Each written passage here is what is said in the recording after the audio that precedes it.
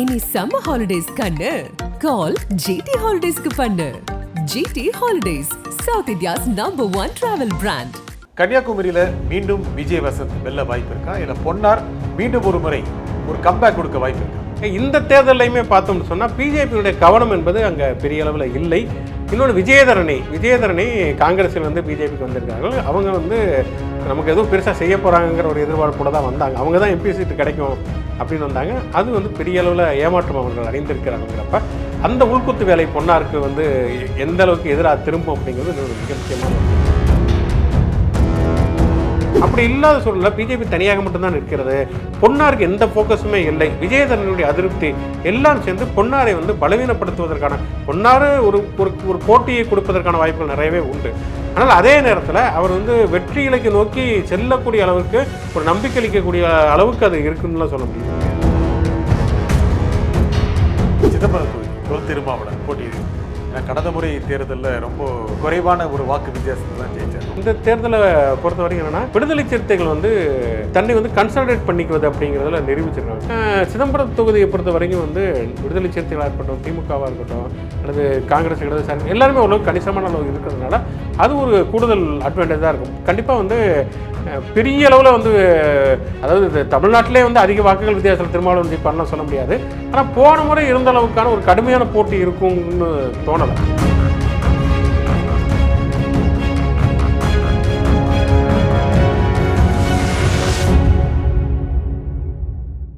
வணக்கம் ஆகாயம் நண்பர்களே.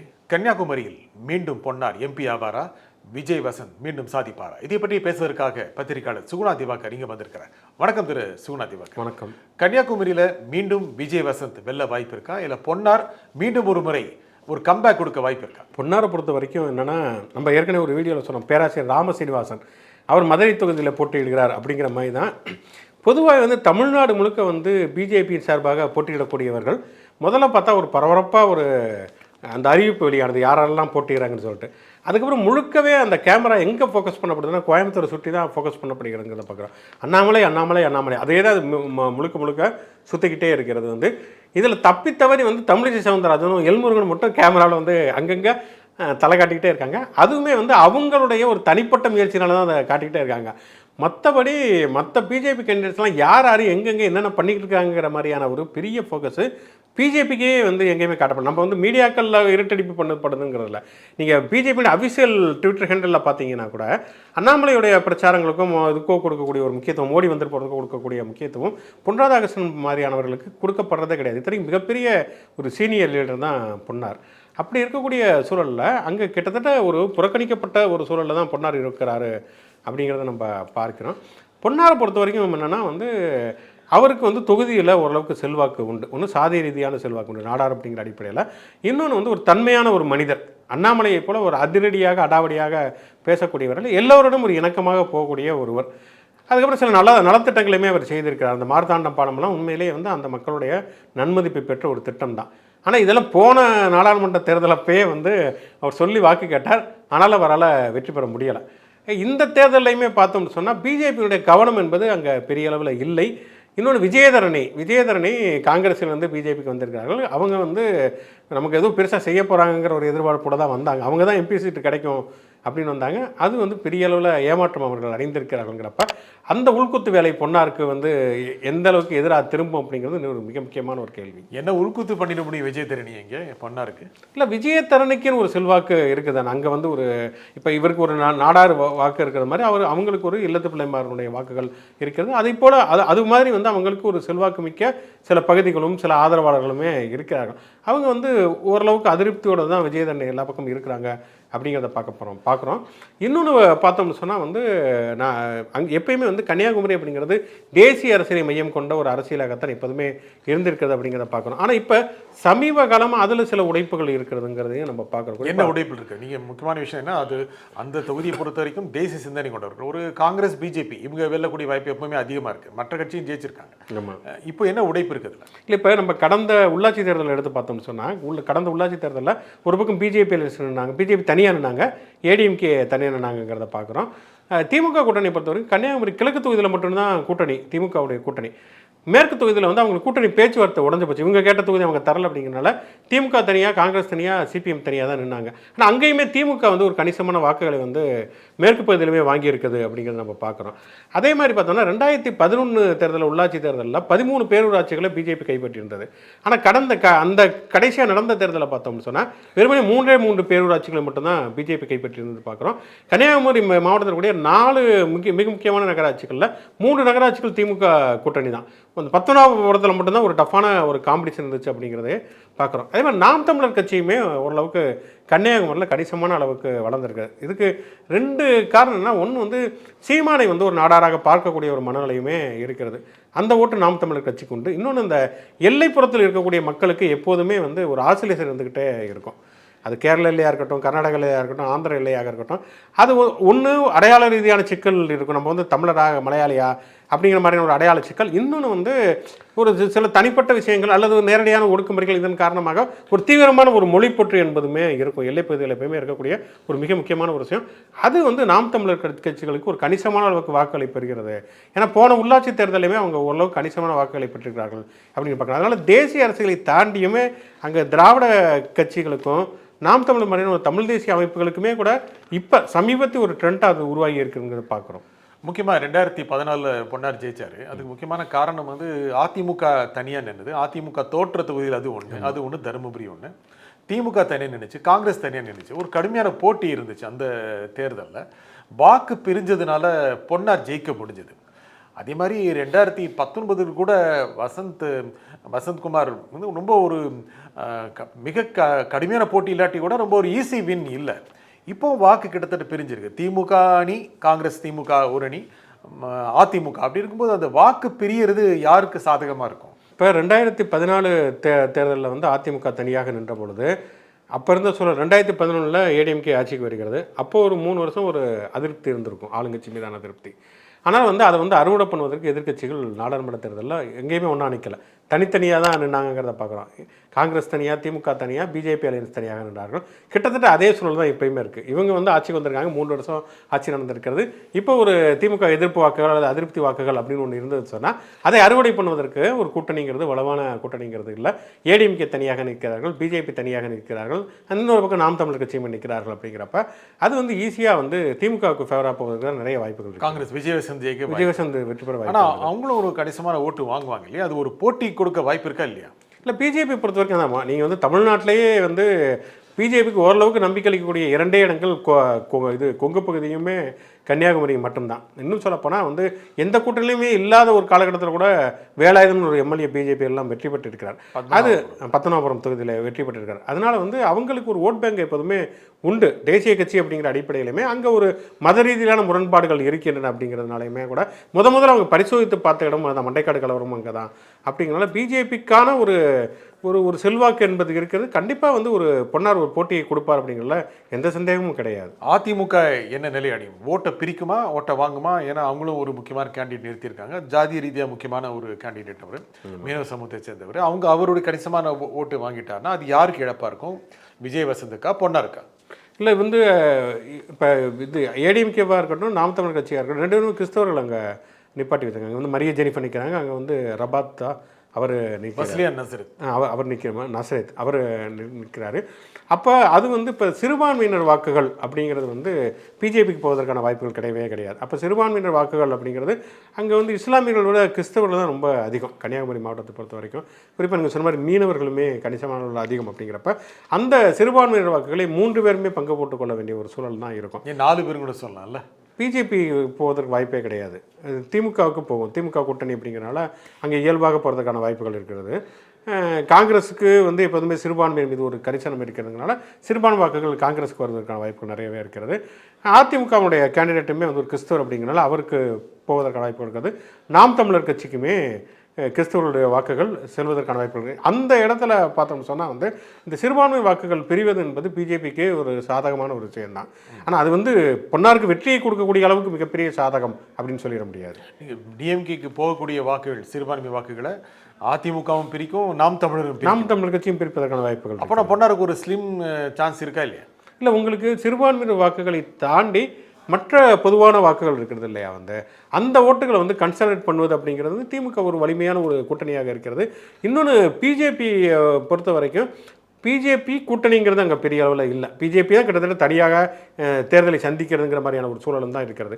இங்கே வந்து காங்கிரஸ் வந்து ஒரு வலிமையானத ஒரு கட்சியாக தமிழ்நாடு முழுக்க அது பலவீனமடைந்திருந்தாலும் கூட கன்னியாகுமரியில் காங்கிரஸுக்குன்னு ஒரு ஓட் பேங்க் எப்போதுமே உண்டு. திமுகவுமே வளர்ந்திருக்கிறதுங்கிறப்ப திமுக காங்கிரஸ் கூட்டுங்கிறது ஒரு வலிமையான ஒரு கூட்டு.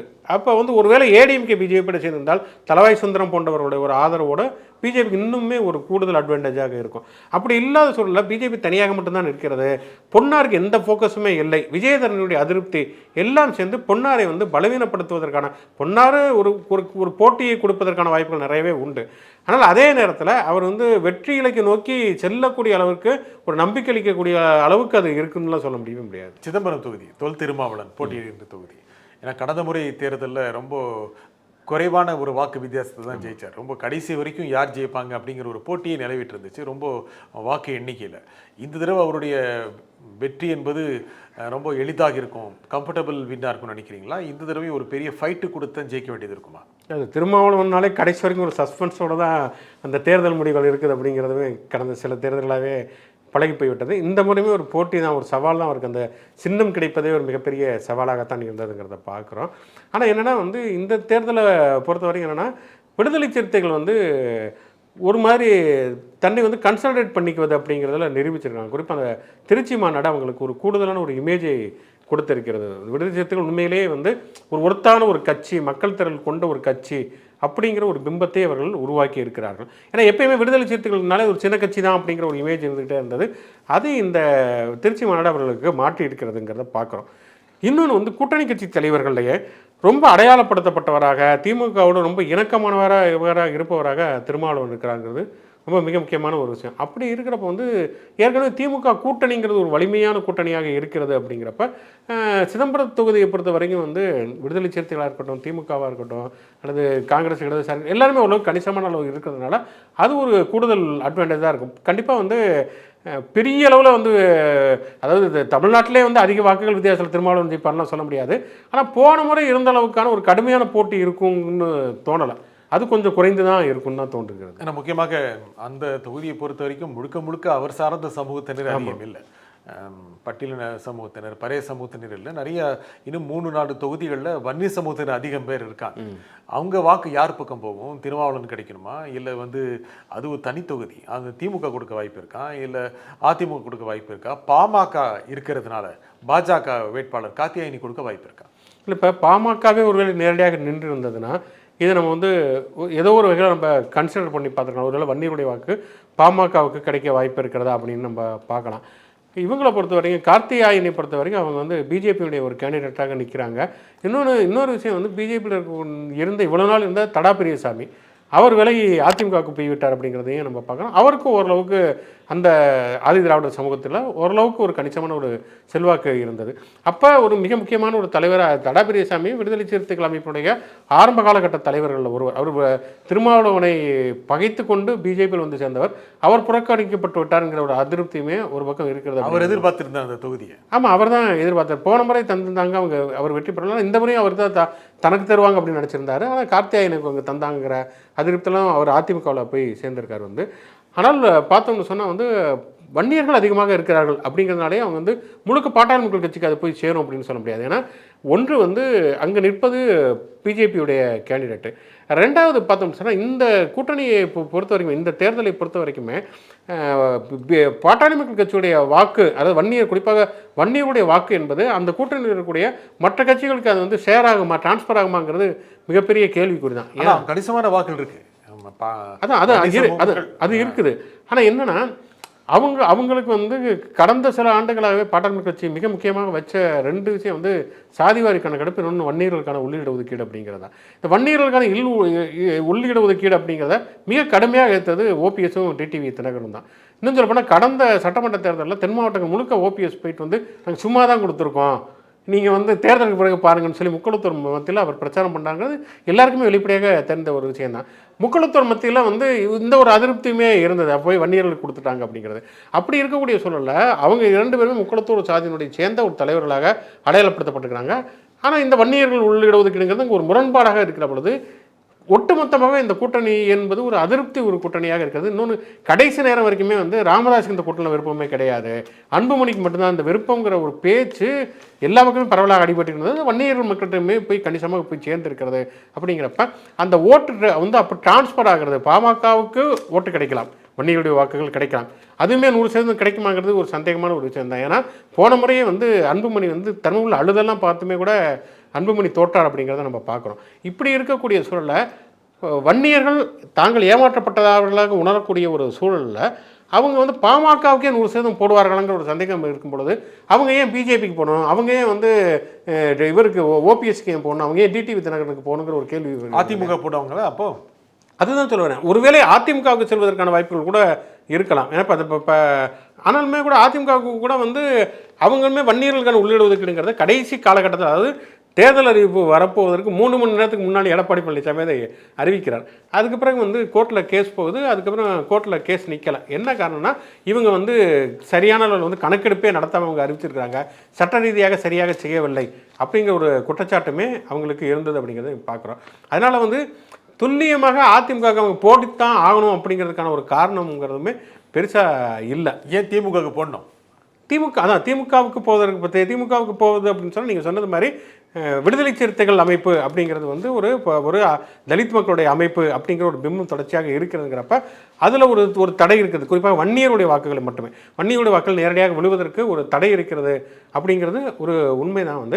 அதே நேரத்தில் இவர் வேல்முருகனுமே திமுகவுடைய கூட்டணியில் இருக்கிறார். அவர் ஒரு கணிசமான வாக்குகள் அந்த பகுதிகள் கடலூர் சிதம்பரம் பகுதிகளில் வாங்குவதற்கான வாய்ப்புகள் இருக்கின்றன. இருந்தாலுமே கூட வன்னியுடைய வாக்குகள் வன்னியுடைய வாக்குகள் யாருக்கு போகும் அப்படின்னு ஒரு விவாதம் நம்ம வச்சு பார்க்கலாமே தவிர அது மட்டும் தான் முழுக்க சிதம்பரம் தொகுதியை தீர்மானிக்கும் அப்படின்னு நம்ம. ஆனால் கணிசமான வாக்குகள் இருக்கு இல்லையா? கணிசமான வாக்குகள் நீங்கள் சொன்ன மாதிரி திமுகக்கு ஏன் கொடுக்கணும், அங்கே விடுதலை சேர்த்தியில் இருக்குது. அதிமுகக்கு ஏன் கொடுக்கணும்? அதிமுக கொண்டு வந்தாலும் கூட அந்த 10.5% கிடைக்கல. பாஜகவுக்கு ஏன் கொடுக்கணும் அப்படின்னா பாஜகவில் பாமக இருக்குது அப்படின்னா அந்த ஏபிசிடி அப்படிங்கிற சாய்ஸில் அவங்க அதிக அளவுக்கு பாஜக கூட்டணி வேட்பாளர், பாஜக வேட்பாளர் கார்த்தியானி போக வாய்ப்பு இருக்குல்ல சிதம்பரத்தில். இல்லை இங்கே என்னென்னா நமக்கு ஒருவேளை அவங்க ஒரு திமுகவையோ அதிமுகவையோ அவங்க எதிரிகளாக நினைத்து கொண்டிருந்தார்கள் அப்படின்னு நினச்சா கூட எதிரிகளை விட துரோகிகள் தான் மோசமானவங்கிறது ரொம்ப மிக எளிதான ஒரு தத்துவம். ஏன்னா இவ்வளோ நாள் பேசிட்டு இருந்த வன்னியர்கள் உள்ளிட ஒதுக்கீடு அப்படிங்கிறத இப்போ பிஜேபி ஒரு தேர்தல் அறிக்கை வெளியிட்டிருக்கிறாங்க. பாமக கூட்டணி பிஜேபி கூட்டணியில் இருந்துகிட்டே பாமக தனியாக ஒரு தேர்தல் அறிக்கை வெளியிட்டிருக்கிறார்கள். அதில் அனைவருக்கும் ஜாதிவாரி கணக்கெடுப்பு எடுத்து மக்கள் தொகை அடிப்படையில் கணக்கெடுப்பு கொடுப்போம், கவர்னரை நியமிக்கும் பொழுது மாநில அரசோடு கலந்து ஆலோசிக்கணும், மாநிலங்களுக்கு சுயாட்சி வேண்டும். அவங்க வச்சிருக்கிற ஒரு கோரிக்கை, இப்போ 10 கோரிக்கையில் 5 கோரிக்கையில் ஒரே ஒரு கோரிக்கை கூட பிஜேபியால் ஏற்றுக்கொள்ளப்பட முடியாத கோரிக்கை. எல்லா கோரிக்கையும் ஏற்கனவே எதிர்க்கட்சிகள் வலியுறுத்தி முழுக்க மோடியால் நிராகரிக்கப்பட்ட ஒரு கோரிக்கை. அப்படி இருக்கக்கூடிய சூழலில் அவங்களுக்கு தெளிவாகவே தெரியும் இது ஒரு முரண்பாடான ஒரு பொருந்தாத ஒரு கூட்டணி தான். இந்த கூட்டணியின் மூலம் அவங்களுக்கு எந்த வித பலனுமே விளைய போகிறதே கிடையாது. ஒருவேளை இங்கே திமுகவோட அதிமுகவோட ஒரு கூட்டணி வைத்தால் கூட மாநில அளவில் சில ப்ரெஷர் கொடுத்து சில விஷயங்கள் அவங்களால சாதிக்க முடியுமே தவிர மத்திய பொறுத்த வரைக்கும் பிஜேபியோடு அவங்களுக்கு இருக்கக்கூடிய ஒரே ஒரு நன்மை என்னென்னா அன்புமணி சிறைக்கு போகாமல் தப்பிப்பது அல்லது அன்புமணிக்கு ஏதாவது ஒரு பதவி கிடைப்பது. அதை தாண்டி வன்னியர்களுக்கு அப்படிங்கிறதுனால இந்த கூட்டணியில் எந்த விதமான பலனுமே இல்லைங்கிறது ரொம்ப தெளிவாகவே தெரியும். அது இன்னொன்று பார்த்தோம்னா இப்போ முழுக்கவே ராமதாஸுடைய குடும்பம் களத்தில் இறங்கி வேலை பார்ப்பது அப்படிங்கிறது இன்னொரு வகையில் அது ஒரு நெகட்டிவாக தான் போகும். ஒரு பக்கம் பார்த்தா இது ராமதாஸ் அன்புமணியுடைய பொண்ணுகள்லாம் ஓட்டு கேட்ட வர்றாங்களே அப்படிங்கிற மாதிரியான ஒரு இது இருக்கும். ஆனால் இவங்கெல்லாம் வன்னியர்களுக்கு பிரச்சனை வந்தப்போ இவங்க வந்தாங்களா? அப்போ அம்மா அங்கே நிற்கிறாங்க, அம்மாவுக்காக ஓட்டு கேட்டு வராங்களே தவிர இந்த குடும்பம் அவர்களுக்கான பிரச்சனை வந்தது. இன்னுமே பொருளாதார ரீதியாக பார்த்தோம்னு சொன்னால் தலித்துகளுக்கும் அவர்களுக்கும் பெரிய அளவில் வித்தியாசம் இல்லாமல் தான் வன்னியர் மக்கள் இருக்கிறார்கள் என்பதுதான் உண்மை. அப்படி இருக்கக்கூடிய சொல்ல இவங்களுக்காக எவ்வளோ தூரம் உழைச்சிருக்கிறார்கள், மறுபடியும் இந்த குடும்பத்துக்காக தான் இந்த கட்சி உழைக்கிறது அப்படிங்கிற ஒரு பிம்பமே உருவாகி இருக்கிறது. இருந்தாலும் ஒரு முடிவில் தொல் திருமாவளவன் ஓரளவு நல்ல ஒரு மார்ஜினில் ஜெயிப்பான்னு நினைக்கிறீங்களா, இல்லை டஃப்பாக தான் இருக்கும்னு நினைக்கிறீங்களா? இல்லை போட்டி கடுமையாகத்தான் இருக்கும். ஆனால் போன முறை அளவுக்கு ஒரு என்ன சொல்கிறது, இந்த மயிரலியில் தப்பித்தாருங்கிற அளவுக்கு போவதற்கான வாய்ப்பில்லை. போன தடவை விட கொஞ்சம் ஒரு கன்வீனியன்ட்டான ஒரு கம்ஃபர்ட்டான ஒரு வெற்றி திருமாவளவன் கிடைக்கிறதுக்கு வாய்ப்புகள் இருக்குது. சார், இந்த நிகழ்ச்சியும் கருத்துக்களை குறிமிக்காக திரு சுகுணா திவாகர் மிக்க நன்றி. நன்றி. மீண்டும் ஒரு நிகழ்ச்சியை சந்திப்போம். நன்றி, வணக்கம். இனி சம்மர் ஹாலிடேஸ் கண்ணு கால் ஜிடி ஹாலிடேஸ்க்கு பண்ணு. GT holidays, South India's number 1 travel brand.